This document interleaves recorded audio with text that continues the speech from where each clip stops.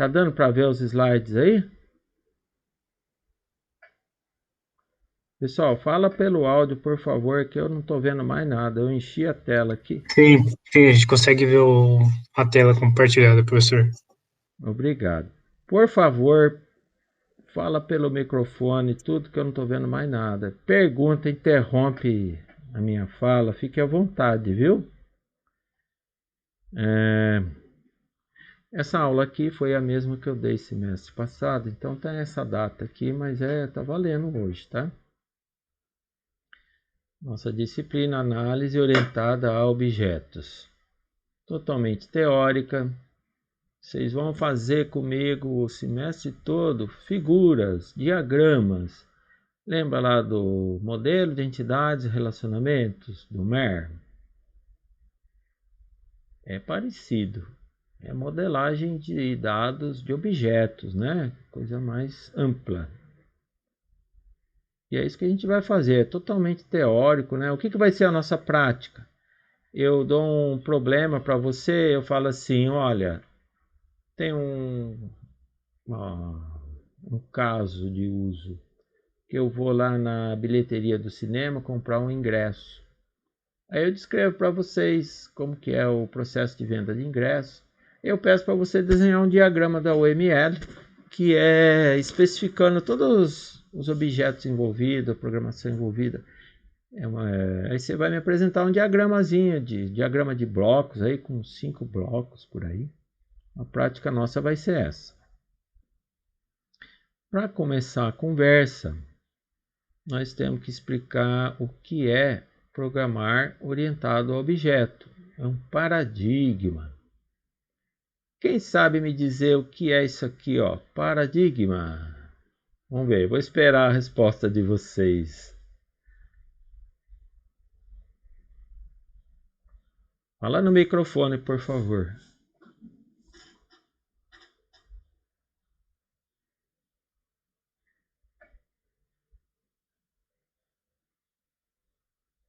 Ninguém faz ideia?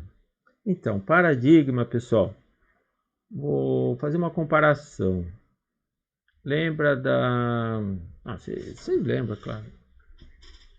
Antigamente, no Velho Oeste americano, como que funcionava? Era o transporte, tudo com animal, né? Tração animal, as carruagens, as carroças de carga, ou então se sobe no próprio lombo do animal e vai.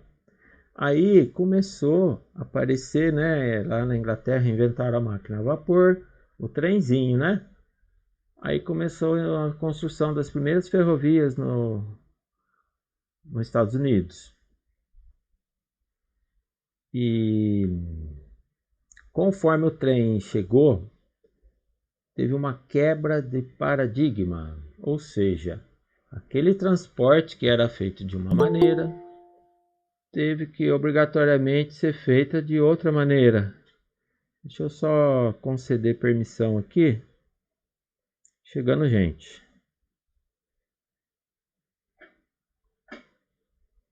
Então, houve uma quebra de paradigma, né? O paradigma é isso. É uma nova maneira da pessoa trabalhar, uma nova maneira de viver, muda tudo, né? Antigamente a gente só programava por funções, era uma programação procedural, ou seja, o processo. Você olhava para o problema do mundo real, você tinha que representar na memória do computador, né? Você ia pelas ações, pelos procedimentos. O foco era em funções, né? Procedural, programação agora é feita orientada a objetos. O que você olha? Você tem que ter uma outra maneira de olhar o mundo real, para depois representar na memória do computador. Você olha os objetos do mundo real. É um jeito de enxergar mais amplo, é uma programação mais ampla, mais completa do que aquela maneira que vocês aprenderam lá com a professora. Deixa eu conceder permissão aqui, peraí.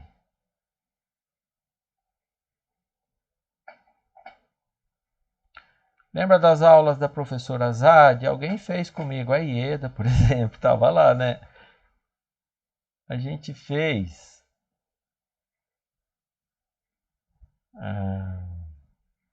de uma maneira que tinha funções, né? E tinha lá o fluxograma. Agora a gente não vai programar mais daquele jeito, a gente vai programar de uma maneira diferente, vai estruturar o programa de uma maneira diferente. Quem aprendeu a programar em C, professora Joyce, agora vai usar o C++ ou C Sharp, que é bem parecido. É diferente. Então o paradigma mudou. Eu, quando comecei meu estágio, trabalhando lá no Centro de Pesquisas da Telebrás de Campinas, eu comecei a programar em linguagem C. Fiquei uns 10 anos programando, aí veio esse negócio de programação orientada a objeto. Para mim foi um trauma, foi muito difícil eu aceitar. Eu falei, nossa, eu faço uns programinha tão legal, funciona, tô cobra nisso, tô prático. Agora tudo que eu fiz eu vou ter que jogar fora, fazer tudo orientado a objetos. Teve aquela resistência inicial, né, de não querer adotar o novo modelo. Eu, como sou desconfiado, né, eu fiquei naquela vamos ver se esse negócio vingar mesmo, né, eu vou investir nisso, senão não tô nem aí. Era o ano de 1990. Aí fiquei 10 anos perdendo tempo na vida, né? Aí eu vi que todo mundo programando orientado a objeto.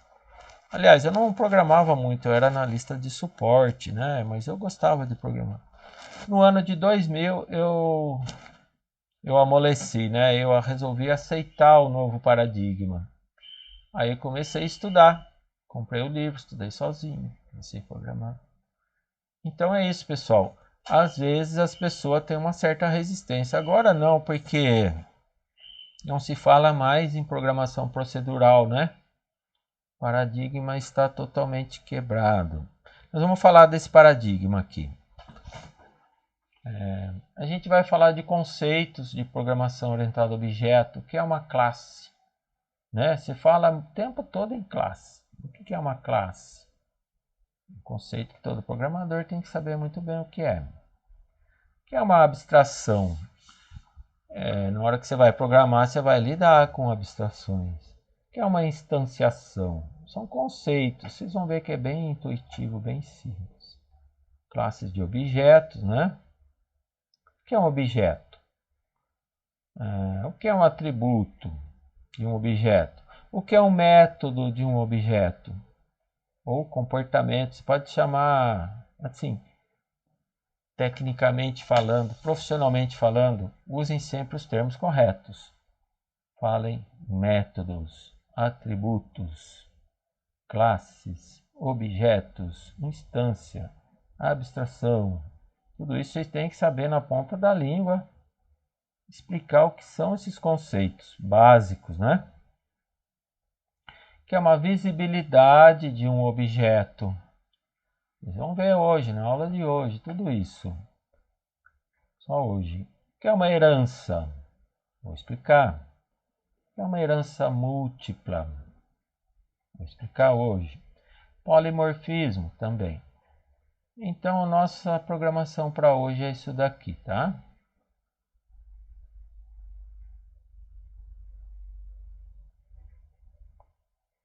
Pessoal, estou na aula errada, hein? Deixa eu ver.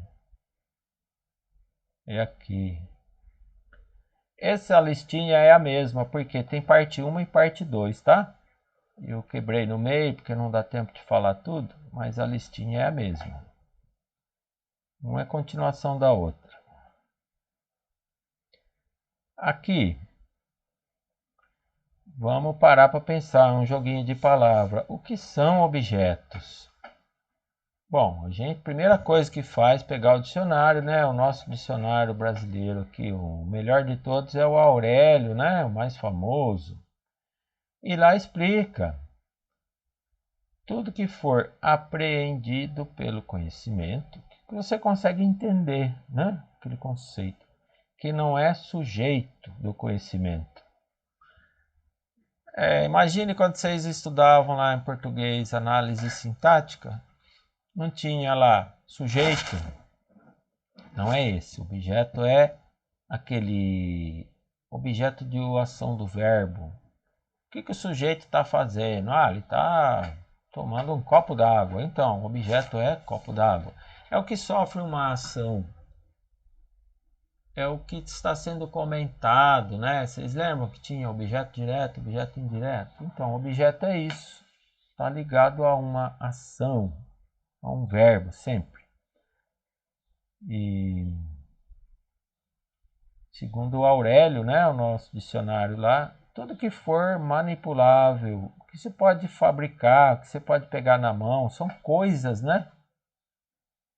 Que for perceptível pelos sentidos. Ah, eu enxergo uma ferramenta, né? Uma chave de fenda. Eu consigo pegar na mão.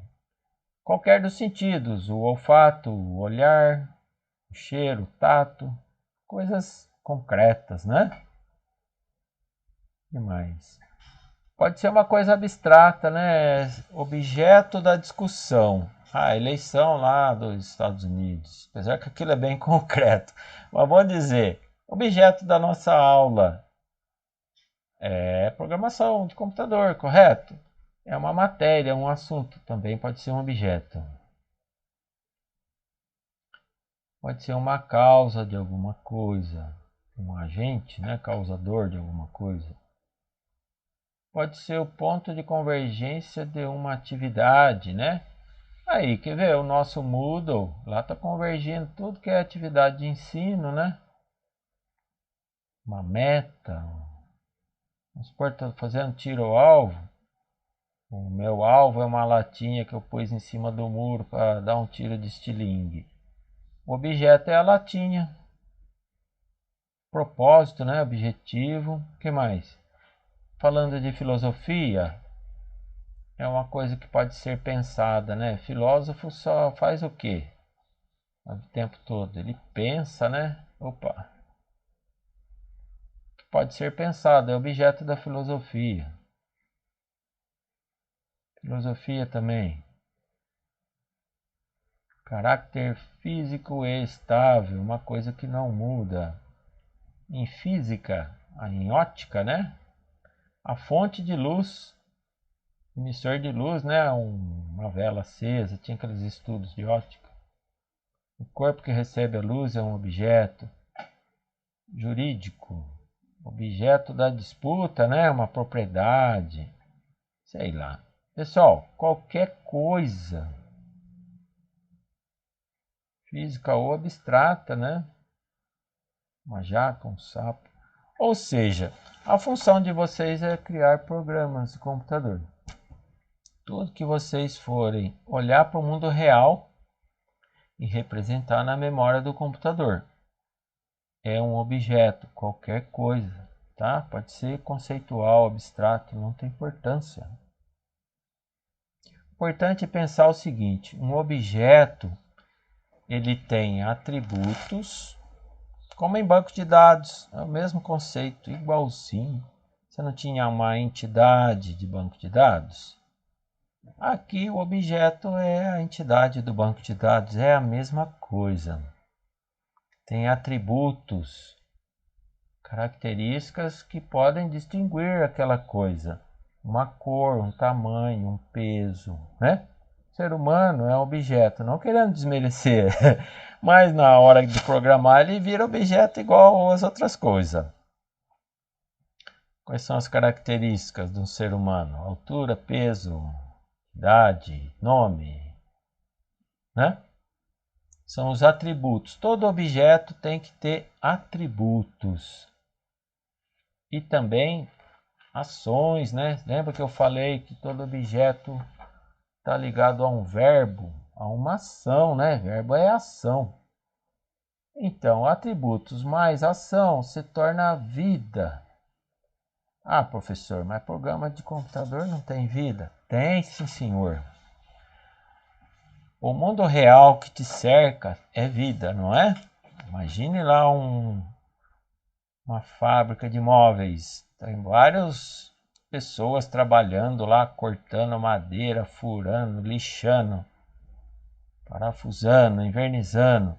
Aquilo ali é vida. Então, aí chega alguém e fala, você vai criar um software para controlar a produção aqui da fábrica. E aí, ó, tudo que acontece na fábrica tem que representar na memória do computador. Tem que ficar atualizando para você poder controlar, né? E então o software ele tem vida. O dia que, vamos supor, o gerente da produção lá, o diretor de produção, né? Ele decidiu que vai chegar na fábrica.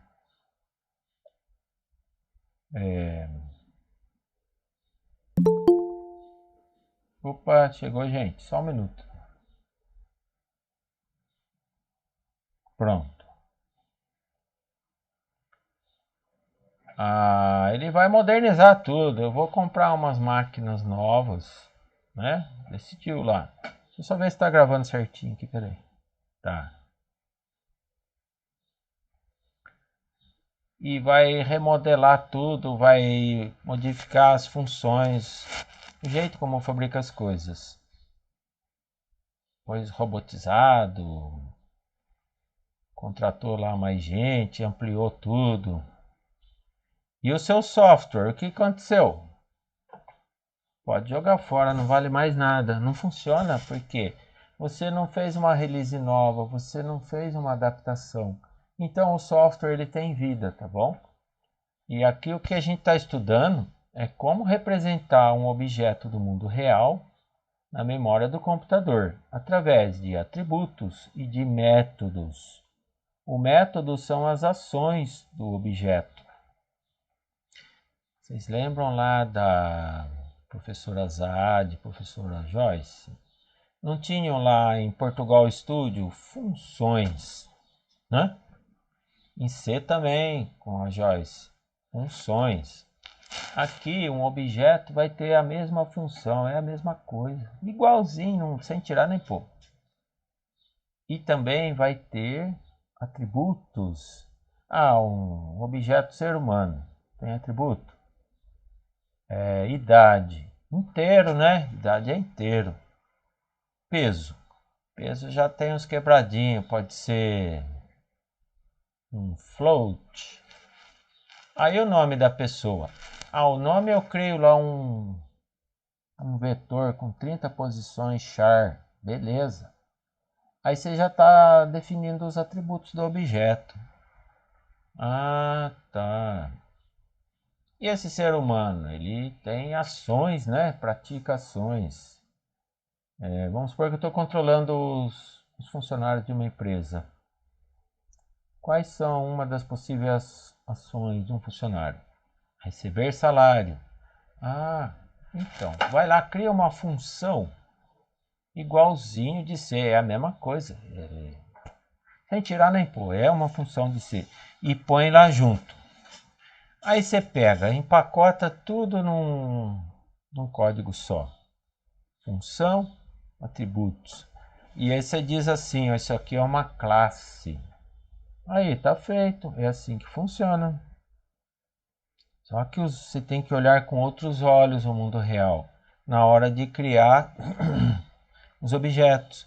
Você tem que pensar no funcionário da fábrica e não nas funções, nos processos de trabalho, que é a maneira tradicional, antiga de programar, o paradigma antigo, né? Então, imagine aqui um exemplo, uma conta bancária, né? É um objeto.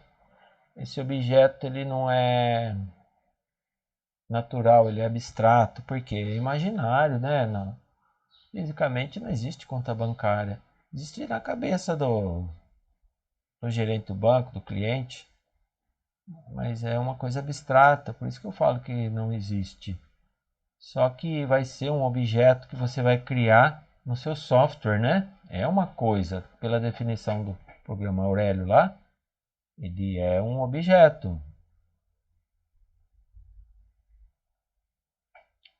Então você cria um objeto computacional. O que você vai falar para a conta bancária? Quais atributos, por exemplo? Tem um número de conta, tem um saldo, qual o valor que está depositado lá, né? E tá, esses são atributos. Tudo uma listinha de tipos de dados. E quais as ações, né? Qual é o comportamento dessa conta? Quais os verbos que eu posso associar? Sempre pensa em verbo, tá? Em ações. Sacar dinheiro, depositar dinheiro. Que legal. Aí você vai criar uma funçãozinha, sacar dinheiro. O que ela faz? Vai ter como entrada, igual em C mesmo, recebe lá um parâmetro de entrada. Valor, R$50. E o que você faz? Você vai lá no atributo lá do objeto saldo, subtrai R$50, né? E acabou. Aí, já estou criando um objeto com atributos e com métodos. É assim que funciona a programação orientada a objeto. Representado na memória do computador, que vai refletir exatamente naquele momento que a pessoa foi no banco, sacou o dinheiro, atualiza na memória do computador.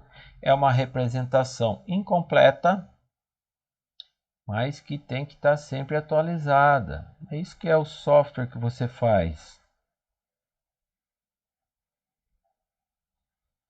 Esses comportamentos programados aqui, pessoal, é o que?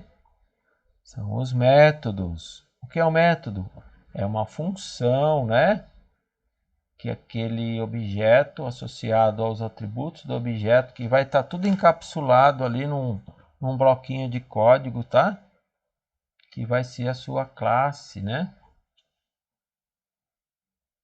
Para você interagir com os objetos, você tem que chamar aquelas funções que estão programadas. Falando assim mais uma maneira formal, métodos. Funções são métodos. Comportamentos programados são métodos. A partir de agora, você só fala método.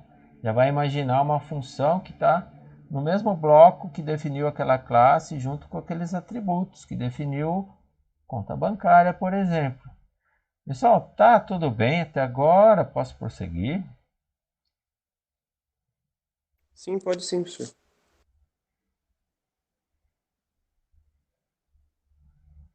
Então, eu vou ler para vocês aqui, ó.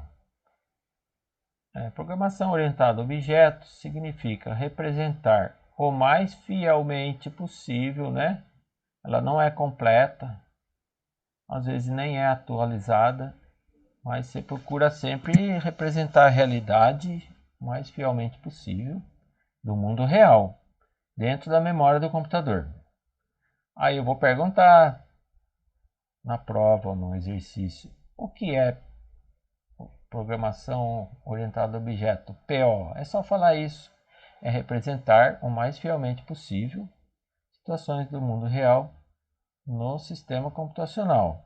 Cada objeto do mundo real vai ter um espaço na memória, né? E tudo que acontecer com esse objeto vai ser atualizado na memória. O Argemiro tá lá, é funcionário da empresa, nasceu o filhinho dele. Vai lá e tem que atualizar, né? Objeto funcionário, se pendura um atributo a mais lá, filho.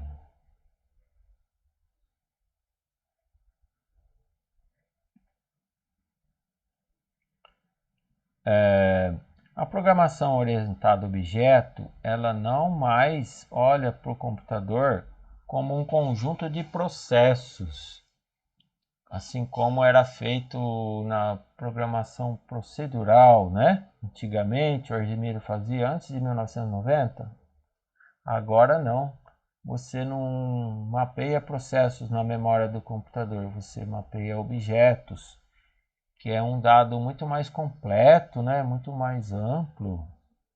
É uma representação melhor, né? Você não quer ser fiel? Então, use objetos, não use processo. Processo não vê gente, não vê objeto, ele vê o que aconteceu, né? entra dado, sai dado, entra dado, sai dado, e aquele dado fica voando por aí. Agora não, o dado vai ficar armazenado dentro de cada objeto no seu software. Tá bom?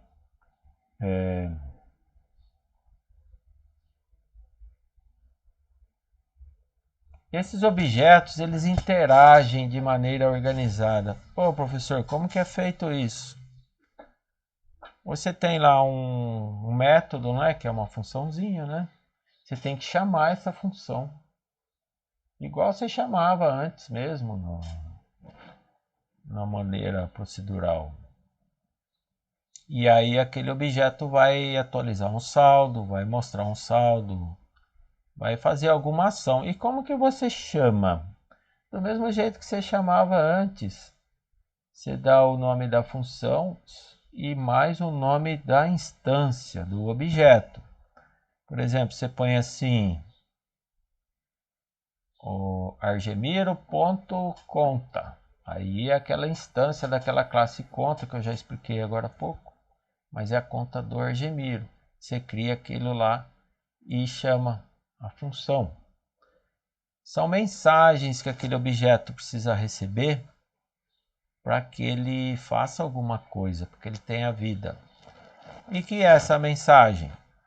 É uma chamada da função dentro da instância daquele objeto.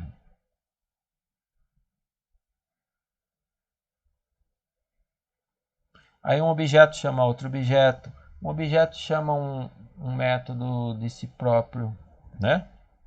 A função main lá da linguagem C, ela vai fazer assim, ó. Criei uma classe. O que é uma classe? Classe é uma estrutura de dados junto com algum código. Função mais dados. Criei a classe. Aí eu vou instanciar aquela classe. O que é instanciar, pessoal? Vamos supor, você está programando em C, né? Eu digito assim, int a, ponto e vírgula. O que eu fiz na verdade? Eu disse para o computador, ó, reserva aí um espaço na memória do tamanho de um inteiro. E o nome desse espaço é A. Ah, tá. Tranquilo, professor. Então, quando eu criar uma classe, eu vou fazer assim. Eu vou definir um monte de coisa lá. Uma listinha de atributos, né? Vou ter um inteiro, vou ter um vetor de char para dar o nome do argemiro. Um inteiro para dizer a idade dele.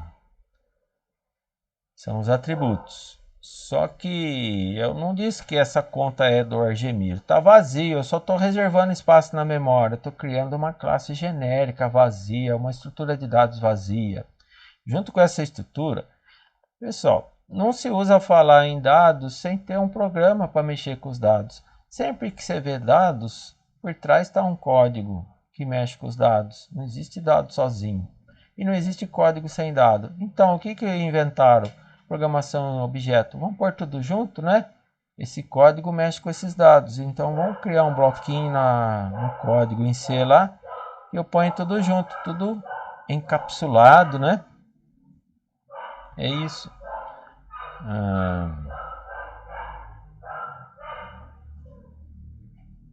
Um objeto é feito assim. Então, estamos lá, programando em C.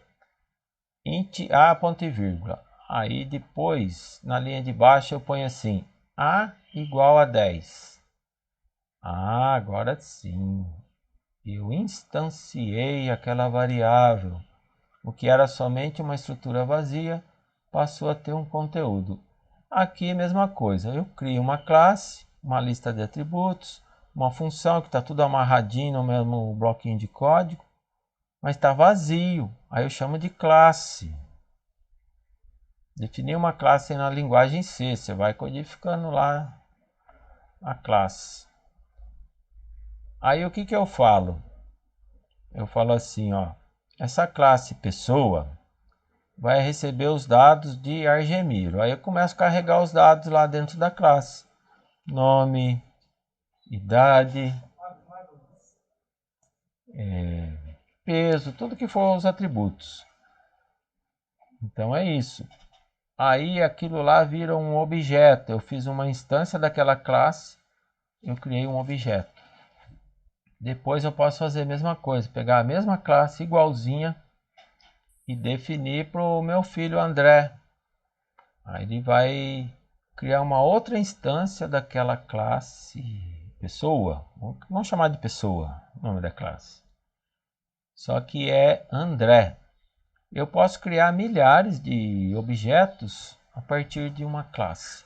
A classe é tipo como se fosse uma forma que vai criar objetos quantos você quiser, milhares deles. Essa forma reproduz vários objetos. A gente chama de instanciação. Um objeto é uma instanciação de uma classe. São os dados, aí sim o negócio tem vida, não é mais abstrato. A classe é abstrata, porque é vazia, é só um conceito, não tem nada lá, né? Quando você instancia, cria um objeto, aí começa a ser coisa mais concreta, certo?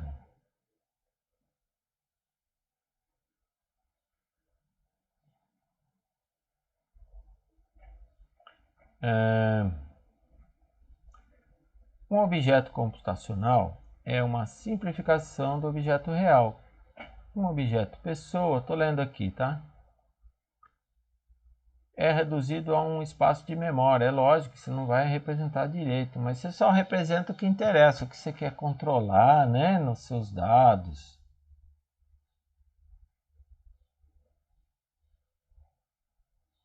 E aí esses dados estão associados a um código. Não existe dado sem código e vice-versa. Então você já vai codificar as funções que vai manter aqueles dados atualizados, né? Vai carregar o valor inicial, vai atualizar, vai imprimir quando alguém pedir para imprimir. É isso que fazem, o que ele realiza, né? Esse comportamento que está escrito aqui, ó. São os métodos, as funções que você vai associar àqueles atributos da sua classe. Então, para que os objetos computacionais possam interagir dentro de um sistema de computador, da mesma forma como os objetos reais interagem no mundo real, é importante que esses objetos saibam como reagir. O que é isso, pessoal? Ah, tá. Imagine um objeto aí, uma bolinha de tênis. Eu gosto muito de jogar tênis. Eu jogo ela no chão, ela pula. Por quê? Porque o cara fabricou ela já embutido assim, a ideia de quando ela bater, ela pula. Foi pré-definido. Mesma coisa, os objetos que vocês vão fazer. Você cria um objeto chamado bola, né? Aí você diz, é bola de quê? Bola de tênis. Que tamanho que é? Que cor que é? E tá, pois lá, atributos. Aí você vai ter que criar um método dizendo assim, pular, né? E como que você aciona esse método? Você tem que chamar a função pular, assim como que vocês fazem na programação, né? Através da lógica do seu software, você vai ter uma sequência lá na função main. A função main ela vai ficar tradicionalmente igual à programação tradicional, procedural. Ela que vai criar objeto, instanciar objeto, acionar os objetos, né? Só que quando eu chamar essa bola, ela já reage, ela tem a função pular. Você vai programar uma função pular dentro dela, está pré-definido. A reação do objeto quando ele é chamado, tá? Vai ter uma função display para mostrar a bola, vai ter uma função para criar, carregar a instância.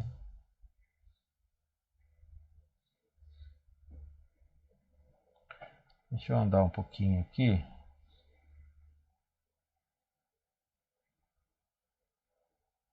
Então, os objetos que vocês criam já tem que saber como reagir para situações do dia a dia.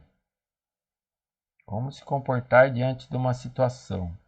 é o seu método.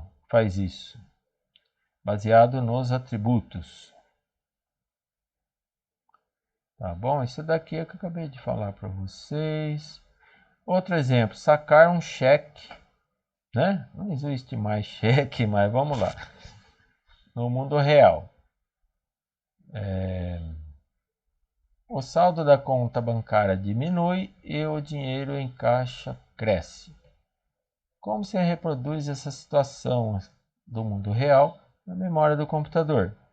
Você ia criar um objeto chamado cheque. Aí o cheque tem aqueles atributos, né? Data de emissão, valor, número da conta, né? Tudo num bloquinho de código ali já bem definido, que é a classe cheque. Outra classe, conta bancária. Quais atributos? Número da conta, nome do dono da conta, saldo da conta, por exemplo. E um outro objeto, caixa. E quais são os comportamentos, né? Você vai ter que ter métodos, dar vida para esses objetos. Como que o objeto caixa reage quando você apresenta um cheque? A mocinha que está lá, né?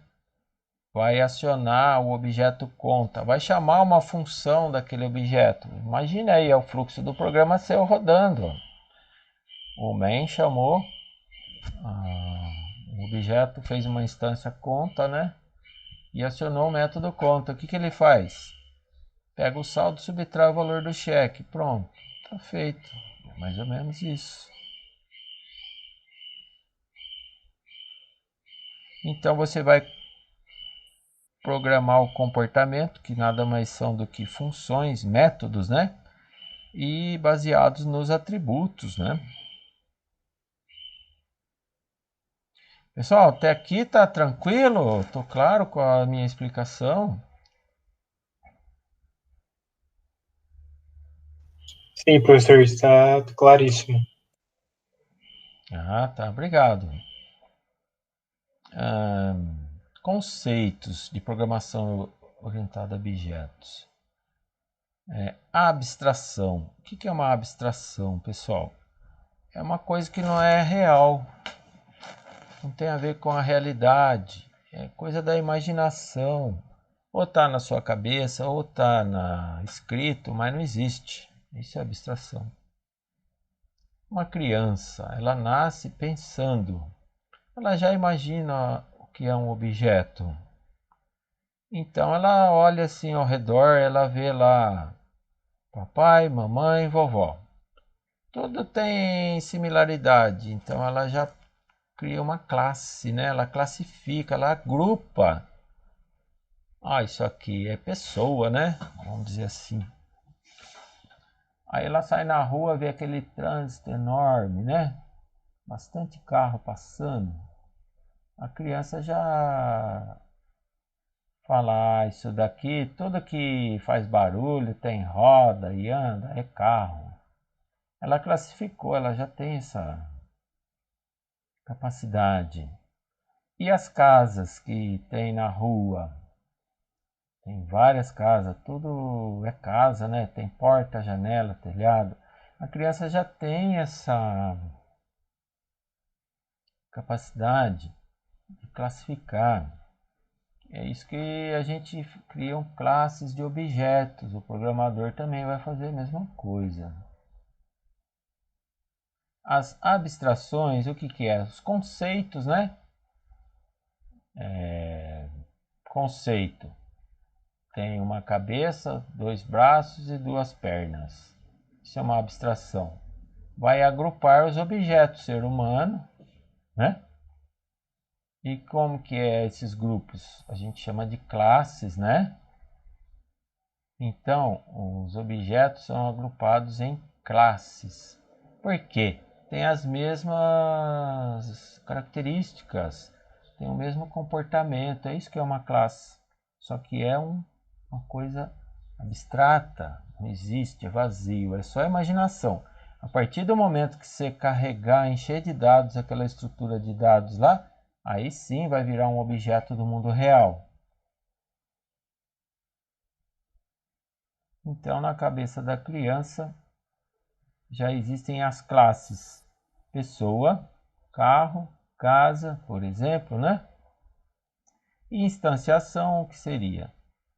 Quando a criança vê um carro na rua, só que aquele carro é vermelho, da marca Volks, aí ela já fez uma instanciação da classe carro, né? Tá bem definido, virou coisa real, não é mais abstrato. Aqui de novo aquela discussão, né, que eu vivi esse negócio. Vocês também vão viver agora, porque vocês aprenderam a programar de um jeito com Jade, Zad e Joyce. E agora eu vou falar para vocês, ó, joga fora, começa do zero. Agora é tudo objeto e nem pensa em voltar para trás, porque não se usa fazer aqueles programas tipo assim, é uma tripa que vem de cima e embaixo, aquela sequência assim, né? Às vezes tem um loopingzinho, um if, mas vai descendo, quando chega lá embaixo, acabou. Não é mais assim. Agora são objetos que interagem entre si.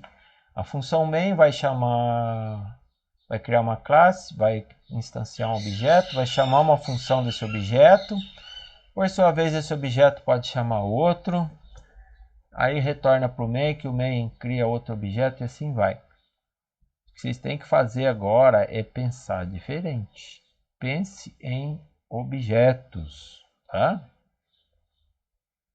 Não use mais pensar em funções, em coisa sequencial. Não existe mais isso, tá? Dá um choque na cabeça da pessoa, né? Mas é uma mudança necessária, é uma quebra de paradigma. Eu sofri quando eu tive que aceitar essa ideia. Demorei 10 anos, mas vocês vão demorar uma semana. Tem que ser mais rápido agora, né? Porque não usa mais estilo antigo.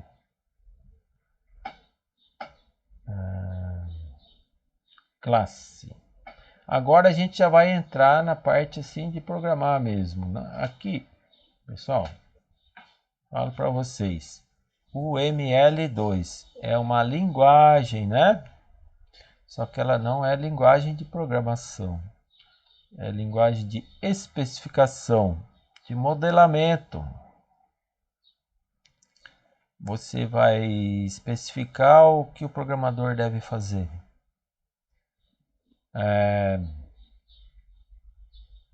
Essa linguagem, ela é símbolos, como esse que você está vendo aqui, ó. Diagramas, né? Diagrama de bloco. Nós vamos trabalhar assim. É bolinha, flechinha, retângulo, losango. E nós vamos ficar o semestre todo nessa, desenhando diagramas que representem situações do mundo real. Então, começando aqui o nosso primeiro conceito, que é uma classe, né? Lembra a criancinha lá? Ela abstraiu a ideia do que é um carro. É uma coisa que anda, faz barulho, pode pintar de vermelho, transporta pessoas, tem roda, tem porta.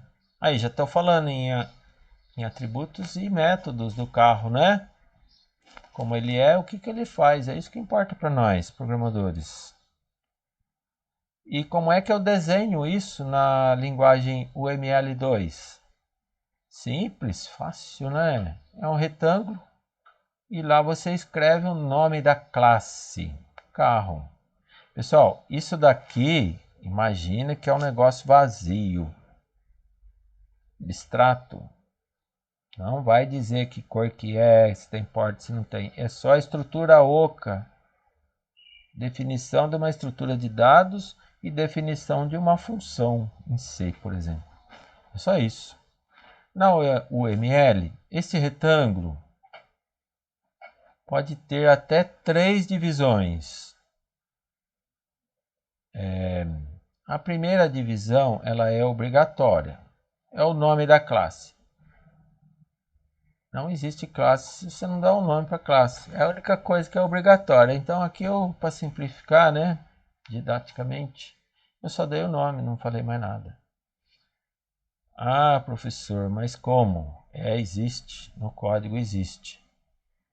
Quando você olhar para uma figura assim da UML, não vai pensar que lá dentro não tem atributo e nem métodos. Tem, mas eu não desenho aqui, porque senão vai ficar um desenho carregado, muito cheio. Eu só dou o nome e quem quiser saber, vai lá e procura no código. Tem outra página, vai explicar melhor. Ah, tá. Mas também, olha só, pode ser que não tenha nada. Eu criei uma classe que só tem nome mesmo. Isso aí é muito usado também, viu? Depois vocês vão ver na linguagem lá com a professora Joyce. Dá para fazer. A gente chama, quando você cria uma classe que só tem nome, você diz que é uma classe abstrata. Ela é vazia, não tem atributos e também não tem métodos. Tá bom? Aí o que vai ter na segunda divisão aqui? Vamos ver? Vai ter os atributos e os métodos.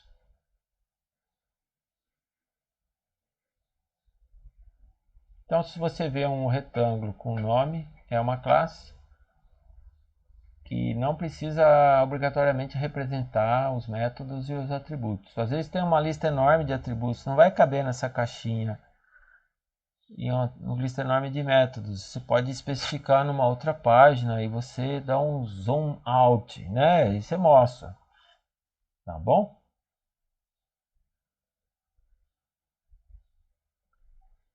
Então, classes costumam ter atributos, né? Eu já expliquei para vocês lá atrás. Aqui eu vou até pular esse negócio. Atributo é o que? A cor do carro, quantas portas tem, potência, tudo que características do carro, né?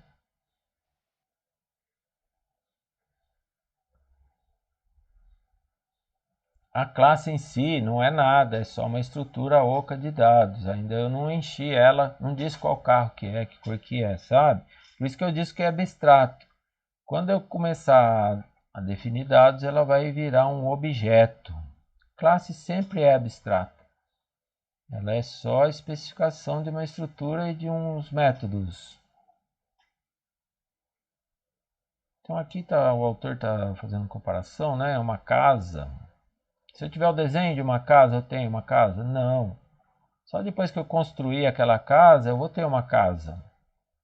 Ah, tá. Eu posso usar essa mesma planta para construir outra casa igual? Pode.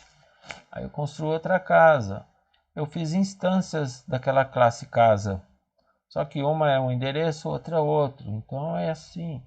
A classe é uma forma para criar objetos. Pessoa, por exemplo. Não podemos trabalhar com a classe pessoa, mas sim trabalhamos com o Pedro, o João, o Paulo, que são instâncias da classe.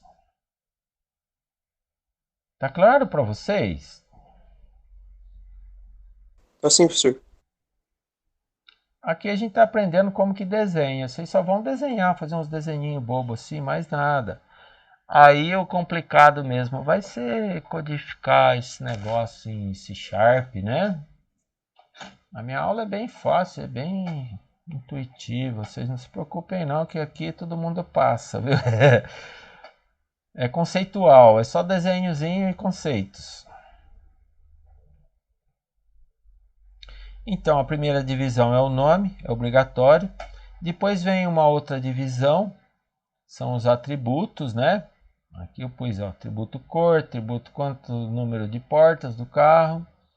Vamos supor que você vai codificar em linguagem C ou C Sharp. O C, C++ e o C Sharp são linguagens muito parecidas. Por que a gente ensina a linguagem C primeiro? Porque depois você vai aprender C Sharp, fica facílimo, 80, 90% é tudo igualzinho. Aí depois eles ensinam Java, também é 80% da sintaxe é igual. Não é a mesma linguagem, de longe é muito diferente sim, mas para codificar tem muito em comum, sabe? Fica fácil para ensinar.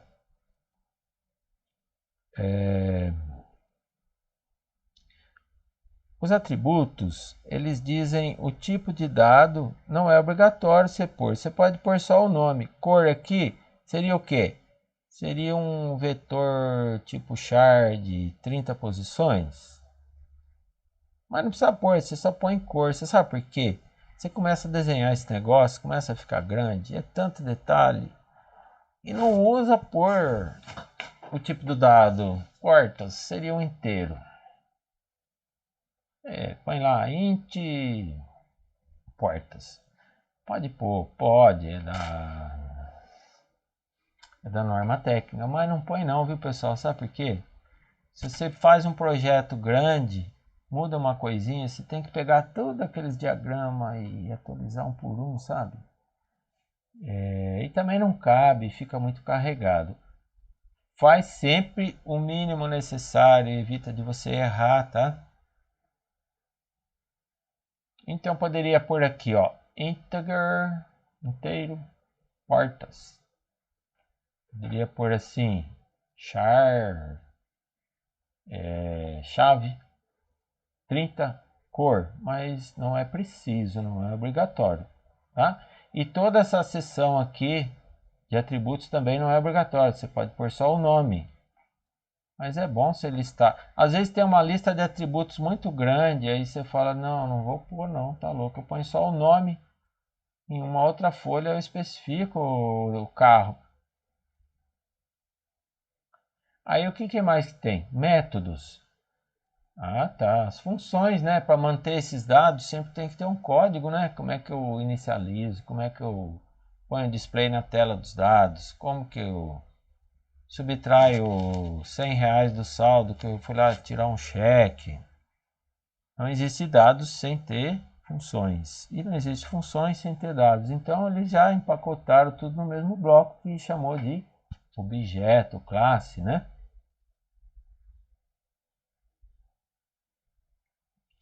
Então, classes costumam ter métodos, também conhecidos como operações ou comportamentos. A UML usa o termo operação. C++ usa o termo método, tá? Pessoal, eu só uso método para não errar, não fico inventando moda. Método é atributo, classe e objeto e pronto. Todo mundo vai saber, né?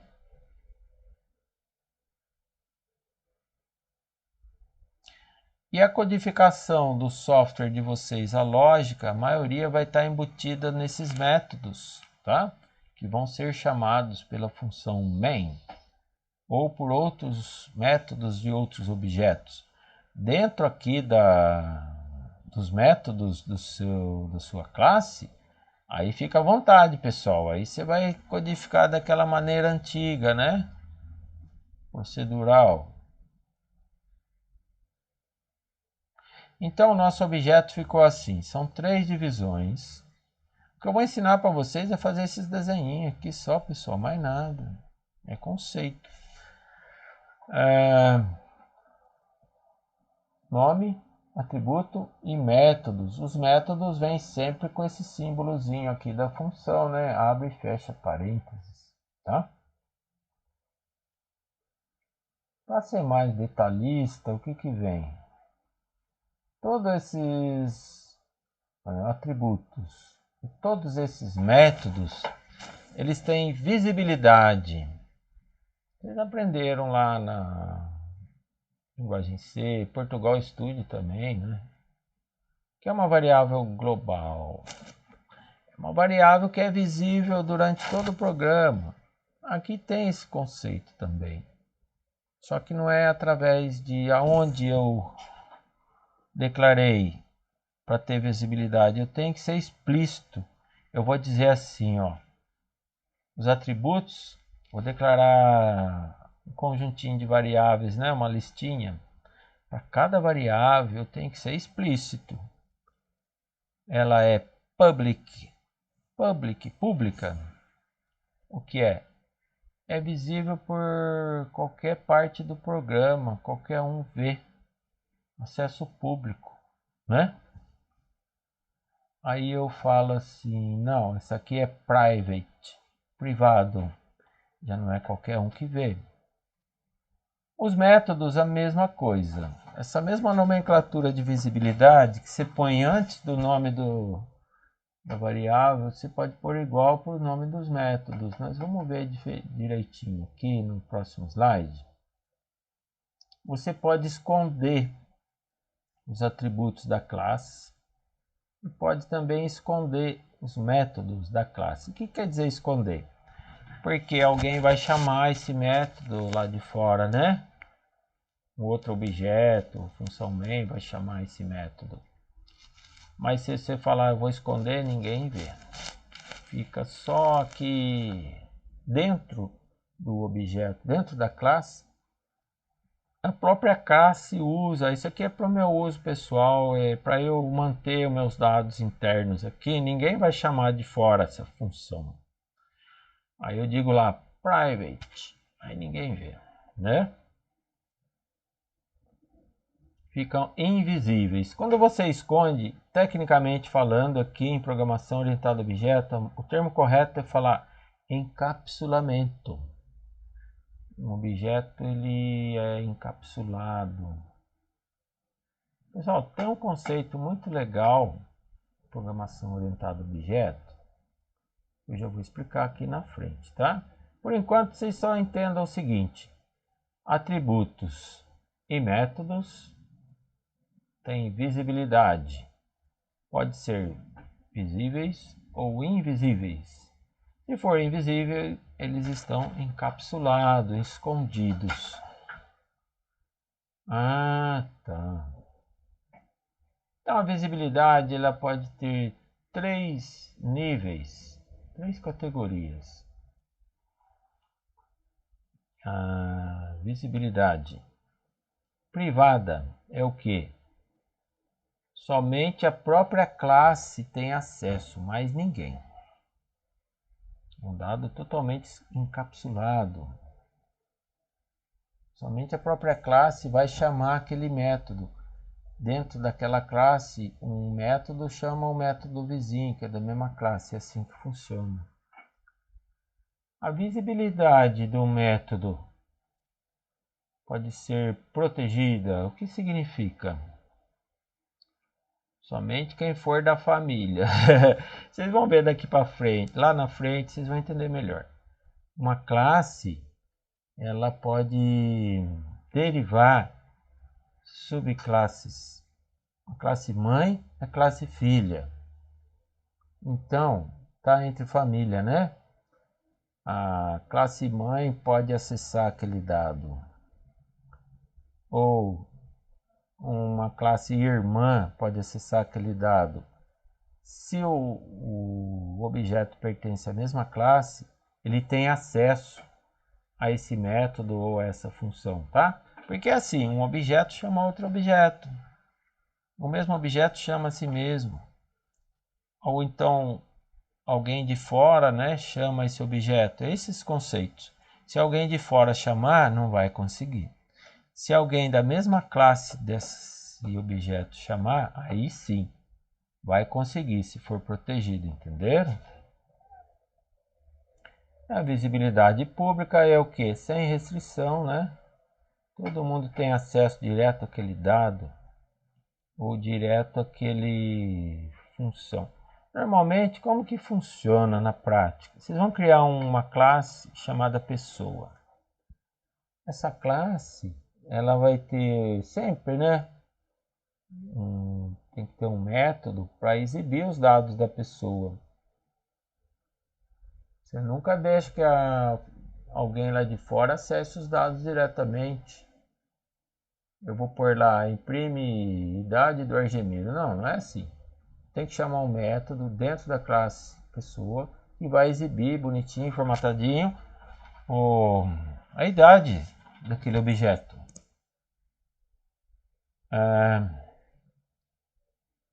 Tem uma outra categoria de visibilidade aqui, chamada pacote.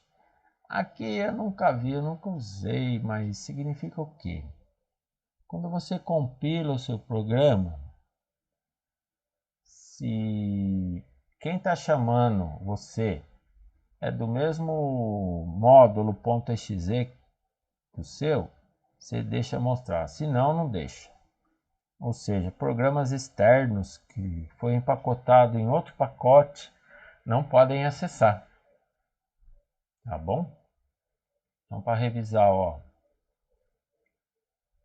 privada, só o próprio objeto que acessa aquele dado ou método, atributo ou método. Protegida, somente objetos que são da mesma classe podem acessar aquele atributo ou método. Pública, qualquer um pode acessar diretamente aquele atributo ou método, tá? Se você não especifica nada, você não precisa especificar. O default é público, tá? Aí vai ficar escancarado para qualquer um. Não é obrigado ficar pondo assim na hora de criar uma classe em C. Por lá, public int idade. Não, você só põe int idade. O que acontece? O public é subentendido, é o default, tá? Tudo bem esse negócio de visibilidade, pessoal? Pode perguntar, viu? Eu volto, eu não tenho pressa não. Não adianta ter pressa se ninguém entender nada. Posso seguir?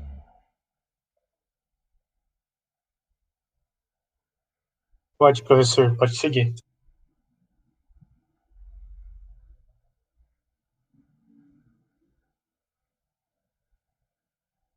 Bom, já falei tudo, isso aqui é repeteco, vou até pular, tá? Atributo ou método é aplicável a todas essas visibilidades, é você que codifica. E como que eu digo assim? Em linguagem C, você fala private, uma palavra reservada do C++. C# é a mesma coisa. Só que aqui comigo, você vai pôr o sinal de menos, tá? Na frente do método, dentro da caixinha lá da classe. Menos é privado. O que quer dizer menos? Ninguém acessa, ninguém tem permissão, só eu mesmo posso fazer. Eu que sou o próprio objeto. Private, privado. Aí tem a protegida. Lá no C# ou no C++, você vai falar protected, palavra reservada do C++ ou do C#. Mas aqui comigo, você vai pôr esse jogo da velha para indicar que é um protected, ou seja, somente objetos da mesma classe minha ou da superclasse minha. Vocês vão ver o que é superclasse, eu vou explicar ainda hoje. Podem acessar esse dado, tá?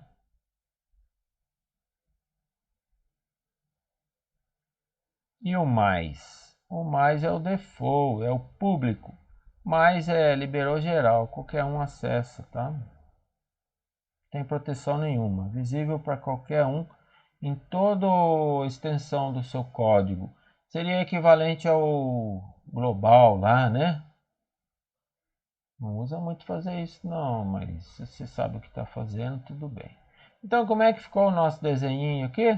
Olha, tá ficando mais completo, né? O nosso carro, primeira divisão, nome da classe. Segunda divisão, listinha de atributos. Terceira divisão, listinha de métodos. Aqui poderia ter mais métodos, quantos você quiser. Não tem limite. Aí eu pus como private, né? Quem quiser ver a cor do meu carro vai ter que falar o quê? Chamar algum método que deve estar aqui embaixo e exibe a cor, formatadinho, bonitinho, né? Aqui é só exemplo, o negócio não está completo mesmo, né? Então tem dois atributos e tem um método que é um...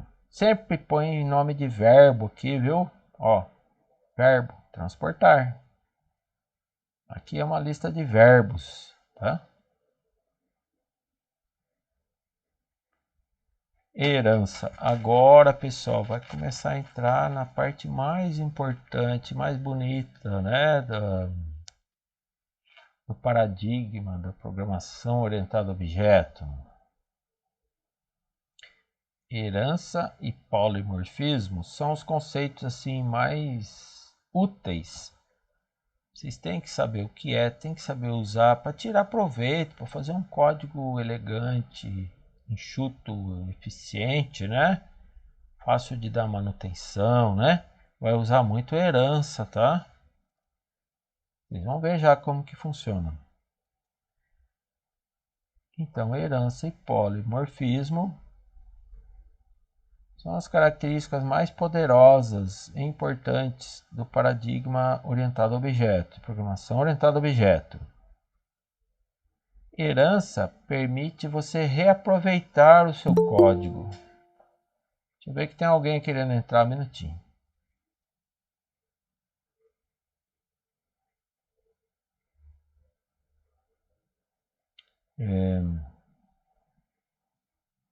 Herança é um conceito mais legal que tem. Tem que saber usar, aproveita, né? Tira proveito disso. Você reusa o código que já foi feito, você reaproveita ele em outros lugares. E por que é legal isso? Você muda esse código, todo lugar onde ele foi citado, automaticamente já está atualizado. Imagine você fazer um código repetido, você tem que mexer no código em vários pontos. Aqui não, você mexe num ponto só. Todos os objetos que são filho, toda a classe que são filhas dessa classe, vão herdar todos os atributos e métodos dessa classe. Então fica fácil programar. É o reaproveitamento do código. E facilita muito manutenção. Já vamos ver como funciona. E polimorfismo depois eu vou explicar também. Vamos ficar só na herança, por exemplo. Herança o que é? Você cria uma classe, um pouco assim mais genérica. A partir dessa classe você cria outras classes derivadas. E são filhas dessa classe mãe. A linguagem formal diz são subclasses.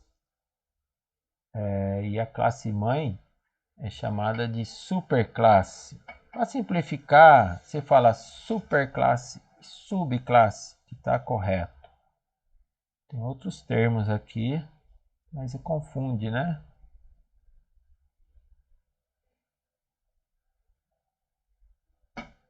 Eu prefiro usar a maneira mais simples, que é para não errar na hora de falar.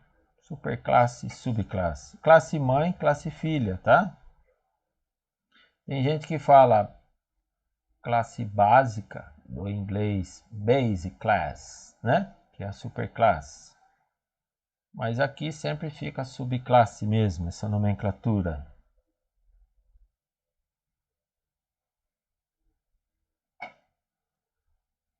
Então, o que é importante saber? Quando eu crio uma subclasse, apontando para uma classe mãe, eu vou herdar todos os atributos, todos os métodos da classe mãe. Qual que é a vantagem? Eu não preciso codificar tudo de novo, né? Criar aquela lista enorme de atributos, aquela lista enorme de métodos. Eu só vou criar alguma coisinha para especializar aquela subclasse. Eu vou continuar detalhando ali, mas a superclasse ela serve para criar um monte de subclasses. Alguma coisa tem em comum, né? Vamos supor, a criancinha lá foi na rua, foi passear de carro com o pai e com a mãe. Aí começa lá a ver os carros na rua. Olha, um carro vermelho, olha, esse aqui é amarelo, aquele é pequenininho, aquele é grandão. Olha uma van escolar, olha aquele grande ônibus. Olha, caminhão, caramba, olha, moto. Meu Deus, quanta diversidade. Eu tenho que representar tudo isso no computador. Como que eu faria? A recomendação diz assim, ó. Cria uma superclasse chamada veículo. O que é que todo veículo tem? Roda, potência do motor, né? E por aí vai. Tudo que for atributos de veículo tem o dono, né? Que nem se tem documento do veículo, né? Igual aquele documentozinho verde que você tem. Todos aqueles atributos você põe. Depois você vai criar subclasses. Aí que você vai dizer assim, ó, isso daqui é um veículo que herdou tudo que é de veículo, né? Tem que licenciar, ele tem roda, ele tudo vem para cá. Aí eu só digo como que eu diferencio uma moto de um ônibus, né? Pelo número de rodas, se tem porta, se não tem. Aí você vai detalhando, você vai criando as subclasses. Fica muito mais fácil programar assim, não fica repetindo o código, você reusa o código da superclasse, entendeu? Pessoas. Pessoa, você pode criar lá, em banco de dados tem muito disso, né? Eu crio lá, a pessoa tem CPF, endereço, atributos básicos, né? Sexo masculino, feminino, nome, telefone, tá. Isso aí eu vou usar, depois eu crio uma subclasse chamada cliente, outra subclasse chamada fornecedor. Tanto cliente como fornecedor são pessoas.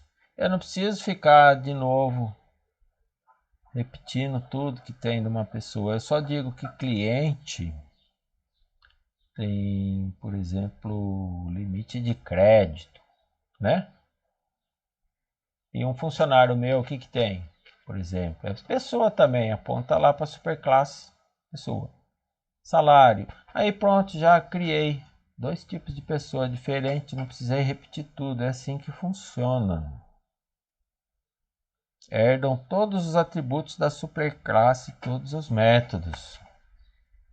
E você fez o quê? Quando eu disse que o cliente tem limite de crédito, eu fiz uma especialização. Eu redefini a superclasse. Eu adicionei alguma coisa. Assim como o salário do funcionário. Só o que for peculiar à subclasse. Tudo que for comum, eu herdo da superclasse. Fica mais fácil codificar. Ah, e olha que confusão. Professor, agora confundiu aqui. Nada, que isso. Vamos supor, eu sou pai do André e da Lívia, mas eu também sou filho do seu Geraldo e da dona Beatriz. Então é isso. Uma subclasse, ela pode continuar derivando outras subclasses.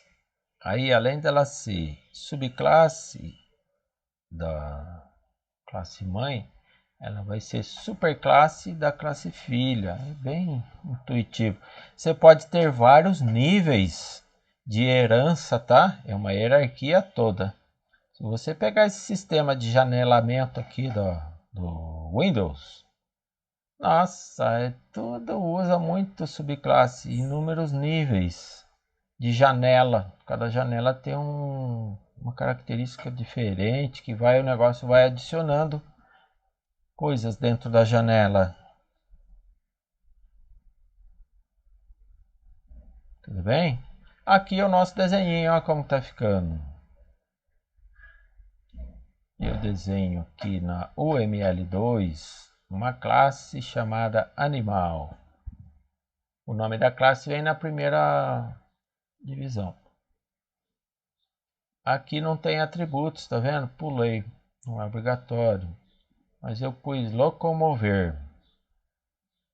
Quando você vê esse abre e fecha parênteses, você entende que é um método, tá?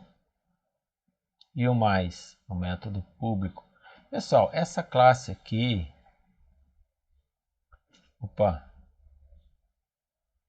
na prática não serve para nada, né? Você nunca vai criar um objeto chamado animal, não vai funcionar.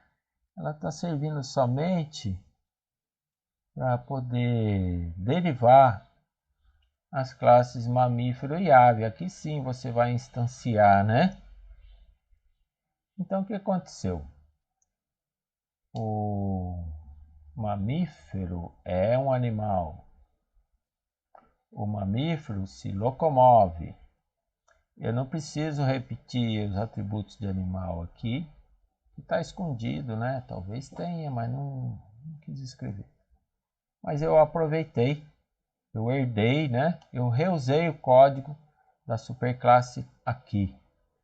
Eu só vou diferenciar o que é que o mamífero tem.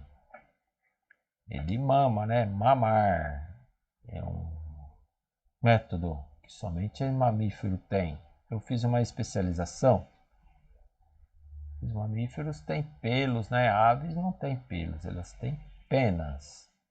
E aqui eu indiquei a visibilidade, tá? É só um exemplo bobinho aqui, eu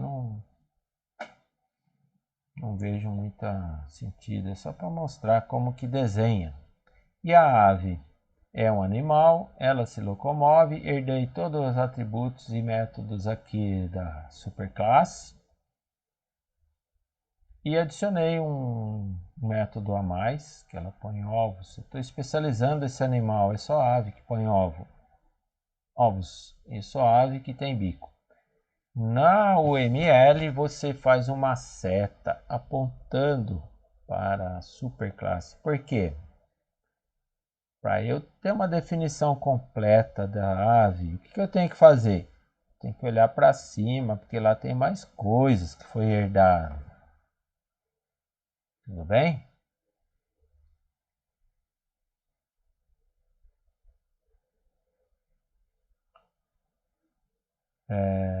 Aqui é uma herança simples, tá? Herança múltipla. É simples, pessoal.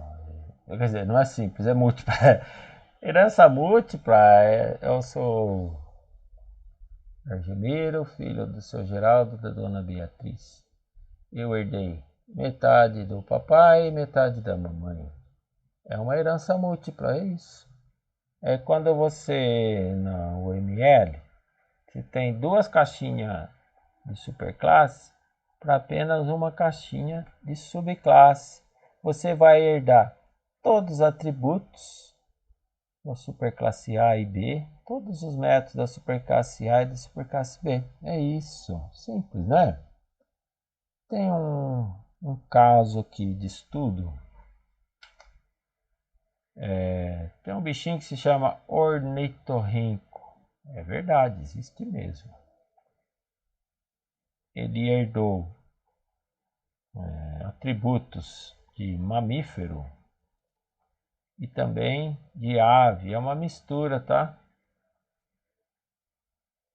Então, igual aqui, ó, tem mamífero e ave, tá?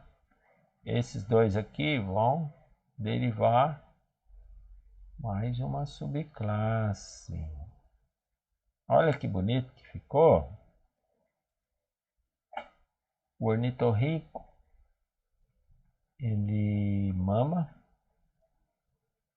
ele se locomove, ele é um animal, ele tem pelos, ele tem bico e ele põe ovos. Então, olha, aqui eu não escrevi nada, por que está vazio aqui? É só olhar lá em cima, a seta indica você, para você olhar aqui, ó. Isso daqui que completa, tudo isso daqui completa a definição do ornitorrinco. Olha que maneira inteligente de programar. Eu não preciso ficar repetindo o código aqui, eu reaproveitei, fiz o reuso. É assim que o pessoal fala muito em POO, Programação Orientada a Objeto. Fiz reuso de software. Eu posso definir animais aqui, aqui e aqui. Só que eu não fiquei duplicando o código de maneira muito inteligente. Toda programação orientada a objeto tem que ser pensado isso, otimizar, reusar o código, tá bom? Fica fácil para manter a codificação mais rápida, código mais enxuto, né? Tudo bem, herança múltipla, pessoal?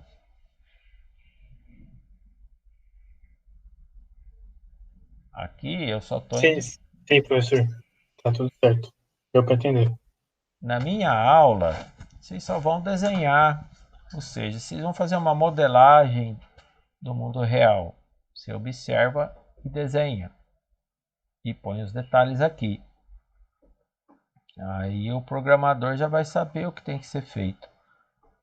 Eu acho que é a parte assim mais de análise, modelamento, é a parte mais difícil. Se você fizer errado aqui, aí vai tudo por água abaixo. O programador vai seguir cegamente esses desenhos e depois o negócio não funciona. Toma cuidado, viu? Desenhar é fácil, mas você tem que ser bem projetado para que dê certo. É como você for um engenheiro civil, calcular uma coluna de concreto e na hora de construir o negócio desaba, cai tudo. É muito sério, tem que ser muito bem feito. Você tem que ter conhecimento técnico. Você tem que ser um bom programador para você saber analisar, né?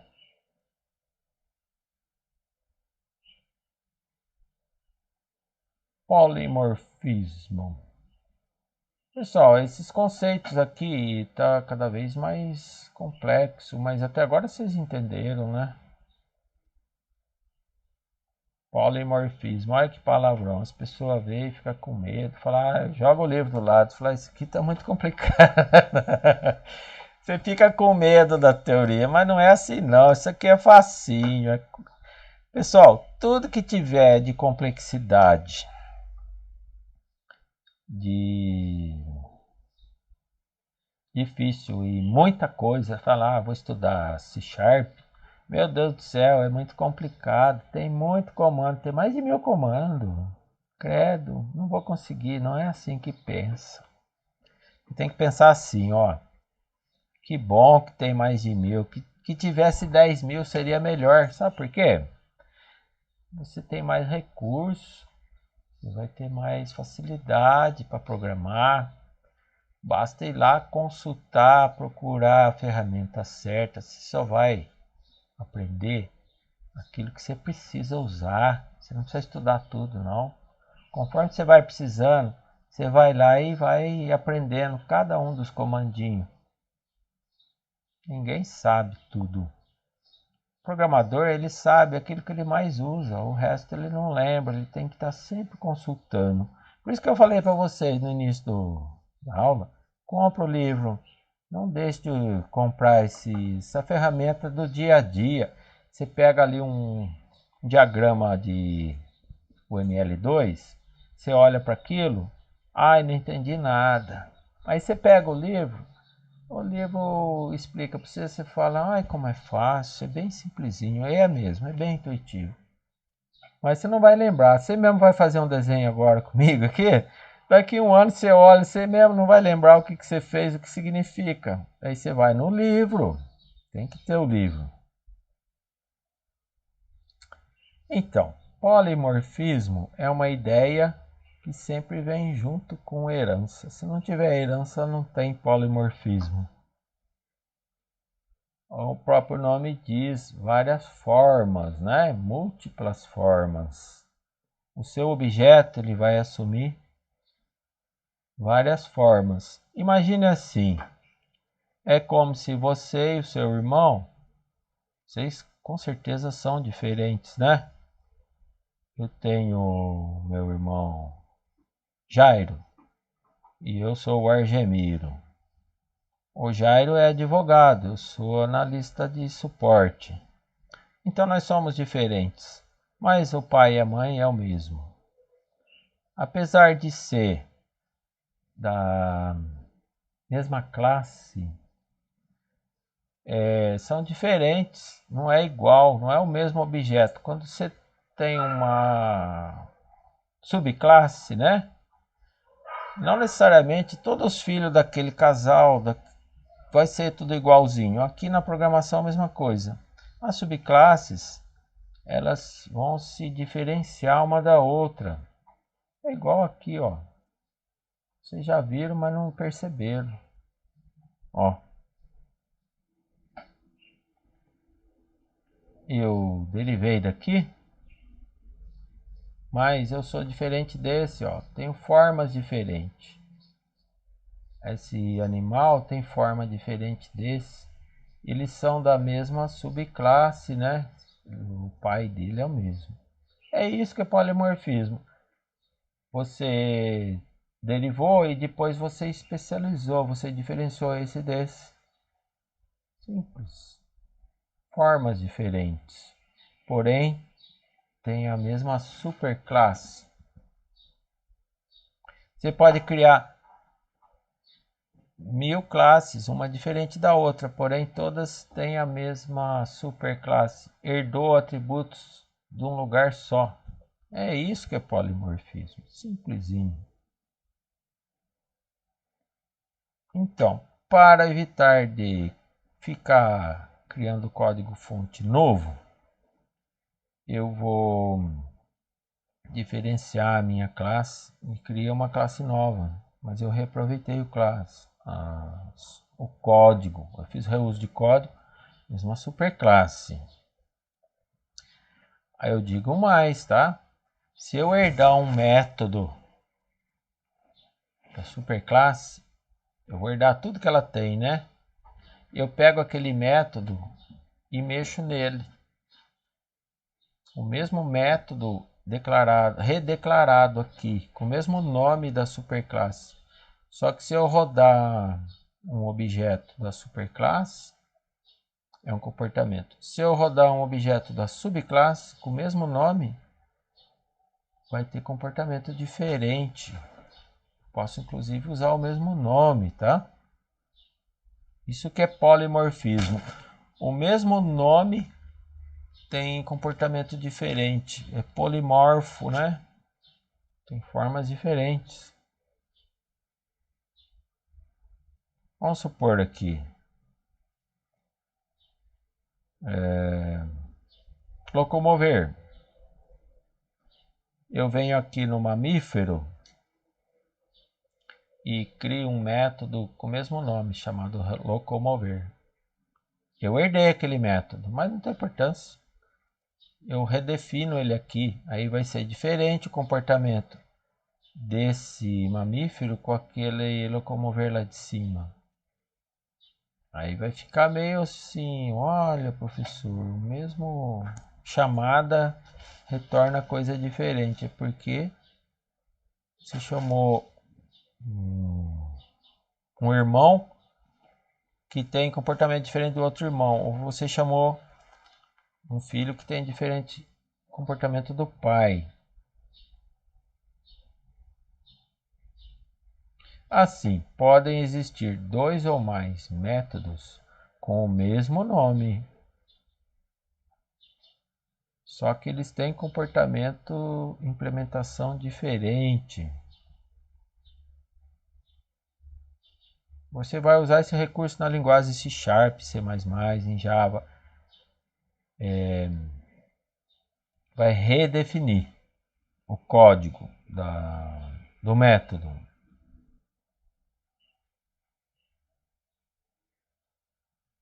Então, como que ficou o polimorfismo? Um exemplo da vida real aqui. Uma conta bancária, né? Eu tenho conta no Banco do Brasil, né? E a minha conta é especial. Eu posso não ter dinheiro nenhum lá, mas mesmo assim eu posso sacar, passar cartão. Que é conta especial, né? Tem gente que tem conta comum. Ah, eu não gosto de ficar endividado.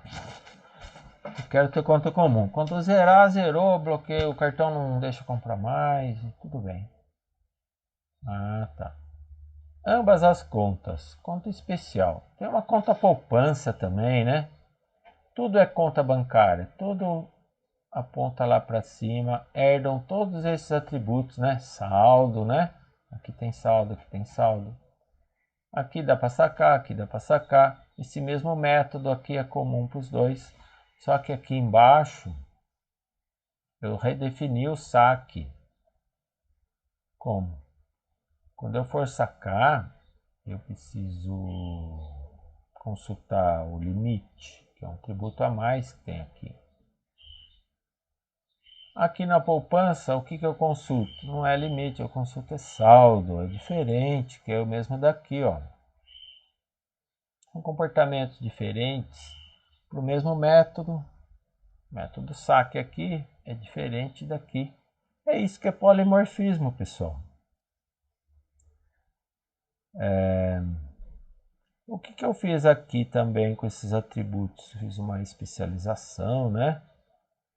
Eu herdei o que é comum, mas eu acrescentei uma coisa aqui que só esse conta especial tem, é limite.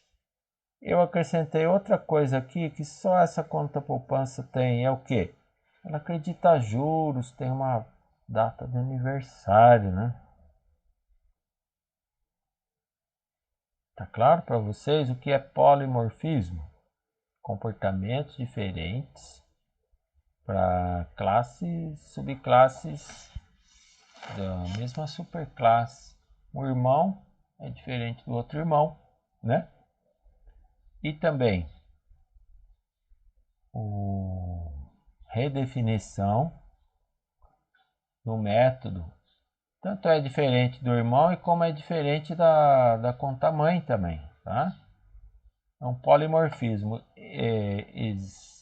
Ele assume múltiplas formas, tem comportamentos os mais variados. É você que vai redefinir para cada classe.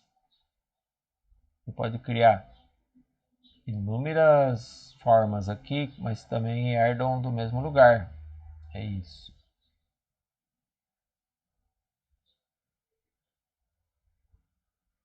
Pessoal, acabou. Eu não posso ir muito longe porque o normal seria. Aqui tá errado, eu repeti sem querer. Acaba aqui. Deixa eu parar a gravação aqui.